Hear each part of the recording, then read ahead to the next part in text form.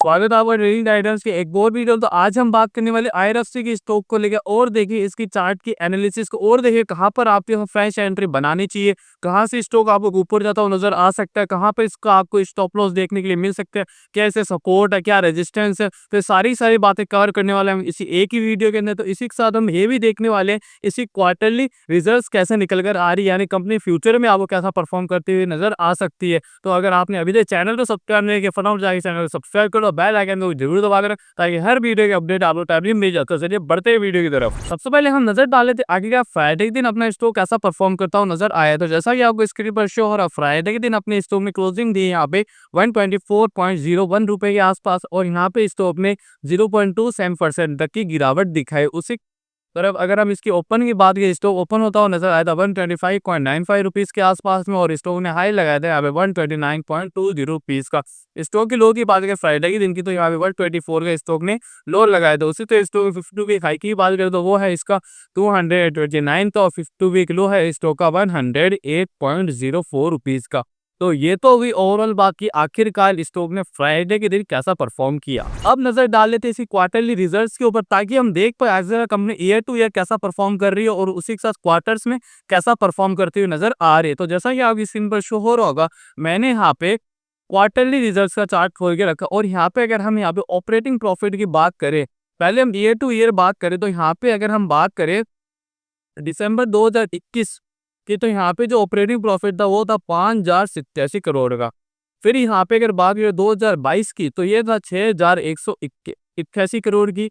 फिर ये 2023 में हो गया 6701 करोड़। फिर ये अगर दिसंबर 2024 की बात करें, तो ये हो गया 6724। तो यानी कि ओवरऑल अगर आप देखोगे तो यहाँ पे आपको इंक्रीमेंट ही देखने के लिए मिल रहा है।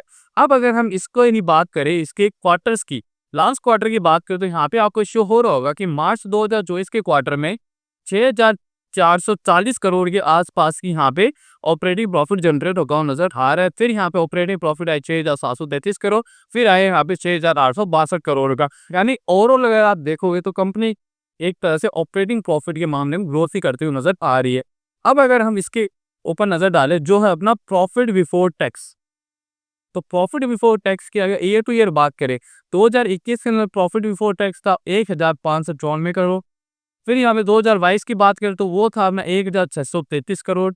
फिर अगर 2023 की बात करें तो यहाँ पे था 1599 करोड़। फिर यहाँ पे अगर 2024 की बात कर ले तो वो है अपना 1631 करोड़। यानी कि ओवरऑल अगर आप देखोगे तो प्रॉफिट बिफोर टैक्स में आपको ज़्यादा इंक्रीमेंट देखने के लिए नहीं मिल रहा है। मतलब कि प्रॉफिट में आपको यहाँ पे ज़्यादा कुछ डिफरेंस नहीं मिल रहा है, लगभग 2021 से लेकर 2024 के साल के बीच में। अगर हम यहाँ पे अब अगर हम नेट प्रॉफिट की बात कर ले, तो मैं आपको एक बार स्क्रॉल करके दिखाता हूँ। तो यहाँ पे नेट प्रॉफिट भी अगर आप देखोगे, तो नेट प्रॉफिट का अगर आप 2021 का डेटा देखो तो यहाँ पे 1594 करोड़, और 2024 का डेटा आ गया हमने 1631 करोड़।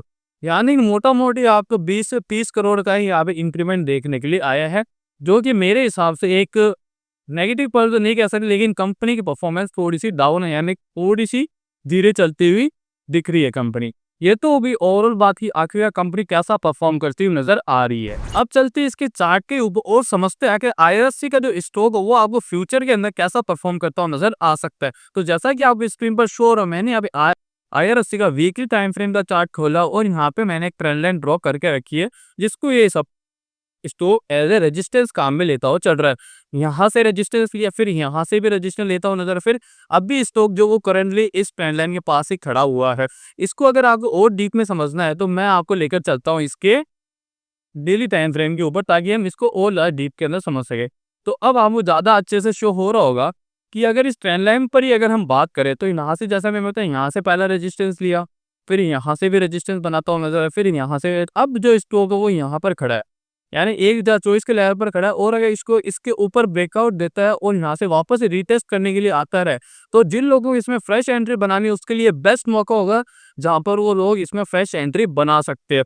फिर यहाँ से स्टॉक आपको ऊपर जाता हुआ नजर आ सकता है। अब बात कर लेते हैं इसमें क्या टारगेट्स रहने वाले, क्या इसका सपोर्ट रहने वाला है। तो इसको मैं एक बार इरेज कर देता हूँ।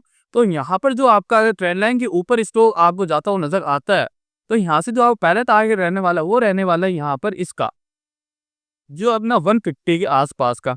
यानी 150 का वो पहला टारगेट है और फिर आपको जो दूसरा टारगेट रहने वाला है वो रहने वाला है लगभग यहाँ पे 160 के करीब को 160 के भी ऊपर अगर स्टॉक निकलता है तो आपको यहाँ से 170 तक के लेवल देखने के लिए मिल सकते हैं। उसी तरह स्टॉक के सपोर्ट की बात करें तो यहाँ पे जो स्टॉक का इम्पोर्टेंट सपोर्ट है वो आपको नजर आ रहा होगा, ये वाला लेवल है जो है अपना 108 के करीब का। यानी 108 के जो जो लेवल है यानी वो एज ए एक इम्पोर्टेंट सपोर्ट की तरह काम कर रहा है स्टॉक के लिए। अगर आप यहाँ पे नजर घुमाओगे तो आपको पता चलेगा कि स्टॉक ने जब डाउनफॉल दिखाना चालू किया था, यहाँ से जैसा शो हो रहा डाउनफॉल दिखाता आ रहा है, फिर यहाँ से ही स्टॉक ने रिकवरी वापस से दिखाई है आपको। अब यहाँ पे ट्रेंड लाइन के पास पहुंच, अगर ट्रेंड लाइन ही ऊपर निकलता है तो स्टॉक आपको अच्छा खासा ऊपर का मुंह दिखा सकता है। अगर उसी के साथ निफ्टी भी सपोर्ट कर देते हैं तो स्टॉक आपको अच्छे से ऊपर जाता हुआ नजर आ सकता है। ये तो सपोर्ट की बात। अगर हम इसके इमीडिएट सपोर्ट की बात करें तो यहाँ पे जो इमीडिएट सपोर्ट आ रहा है निकल कर वो मेरे हिसाब से आने वाला है यहाँ पे आपको इस लेवल के आसपास में, जो कि अपना 120 का लेवल। यानी अगर 120 के नीचे स्टॉक निकलता है तो आपने यहाँ से 108 तक के लेवल देखने के लिए मिल सकते हैं।